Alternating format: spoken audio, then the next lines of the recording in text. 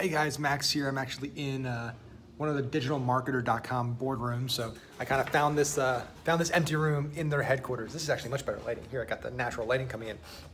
So I figured, hey, I'm about to hit a flight. I'm doing the last day of war room training here, and figured I would do a paid traffic tip of the day real quick and get this before I got too late. Because yesterday the tip of the day was way too late, and I ended up doing it all. And so I need to get this content to the team so they can actually do their magic and get it up and everything. So today's tip is about talking to your non-buyers, right? So I think as marketers, we always want to talk, we always want to hear good things, right? It's hard, not even just market, as people, right? As human beings, we don't like to get bad news. We don't like to hear why people don't like us, or why people don't like our product, or why people didn't do something. What are we doing wrong, right? So we inherently like to talk to people that like us, right? People that bought from us, people that did the thing we wanted them to do in the first place. So a lot of websites, a lot of businesses, they do, customer feedback surveys.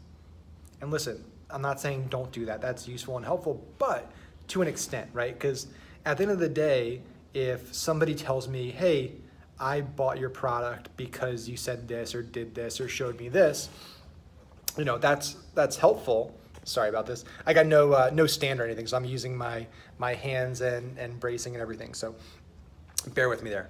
So that's helpful, right? It's helpful to know these things and understand why.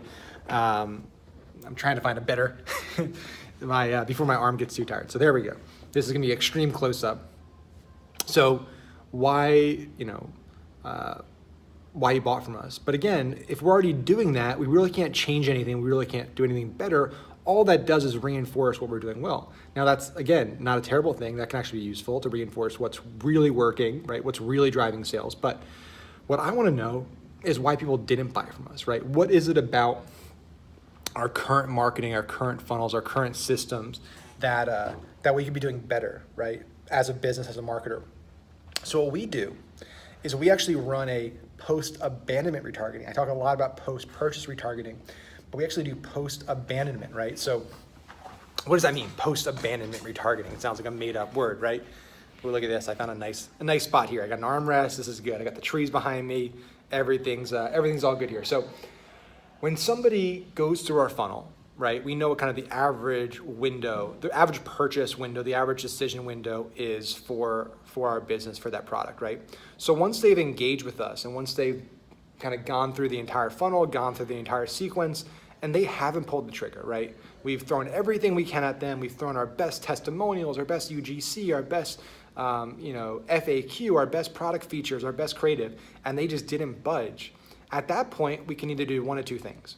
We can either say, hey, listen, it's all good. Hey, we tried our best and you didn't want to buy, so let's part ways and good luck. Or we can at least extract some value from that conversation, from that interaction, right? What I'm looking at all the time is, hey, how much value can I get out of an interaction, right? And it's not necessarily always a tangible dollar value. There's other ways to get value out of something. So feedback on what we're doing wrong so I can sell the next person is super valuable to me. And so we run a post-purchase abandonment campaign, usually 30 to 45 days post their initial interaction after not buying. And so the one we did for my first course is basically me saying, hey guys, this is Max Finn here. If you're seeing this video, it means that I messed up. It means that I made a mistake as a marketer and I didn't properly convey the value of my program and properly block the objections that you had, right? I didn't say that word, but I didn't properly, answer the right questions. I didn't tell you why you need this program and how this program is going to help you grow and make more money and generate financial freedom and all that stuff. But I don't want to make that mistake going forward, so you can be of great service today and do me a favor, right? One favor. And that's tell me what I could have done better, what our business could have done better, what we could have said or shown you that would have convinced you to buy, that would have pushed you over the edge. And we threw in some bonuses like, hey, if you give us the feedback, we'll give you this messenger ebook or this training or this masterclass, right? So there's an incentive to do it. And we gave you multiple options, right? So, hey, you can just drop a comment here. You can email us. You can send a message. The actual ad itself was a send a messenger.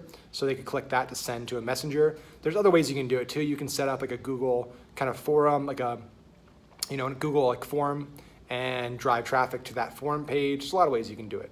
But what's amazing is two things happened. One, we actually converted some people, because on the Facebook side, they're like, hey, if this is the type of ad strategies that you teach, I want to learn from you, because nobody's done it before. So that actually helped us sell, and it made it seem authentic and vulnerable, pattern interrupt, all that good stuff. So we actually made money with that ad, which again is crazy because it wasn't the goal. And two, we got a lot of great feedback. We learned some things about our funnel that we were just didn't see. We were blind to it, because when you're building out your funnels and your marketing, you're doing all that, like, you get blinders on, your team gets blinders on. You're so focused, you're so in it that you can't take a step back and have an objective viewpoint of the funnel, right? And see holes that are clearly obvious to other people. So bringing in an outsider, they can see really obvious things that you just totally missed, right? Overlooked. And so we learned a lot of little things that, hey, these are super easy to fix. We can add a word here, answer a question here, throw this type of video in the sequence, and improve the landing pages, the funnels, the emails, the retargeting, all that good stuff, to make sure our conversion rate goes up in the future, and now we have that objection blocked. So I would love for all of you watching this tip of the day right now to start incorporating that into your retargeting sequence, right? You can do it with email, you can do it with paid, you can do it with all the channels if you have that communication channel open with that prospect.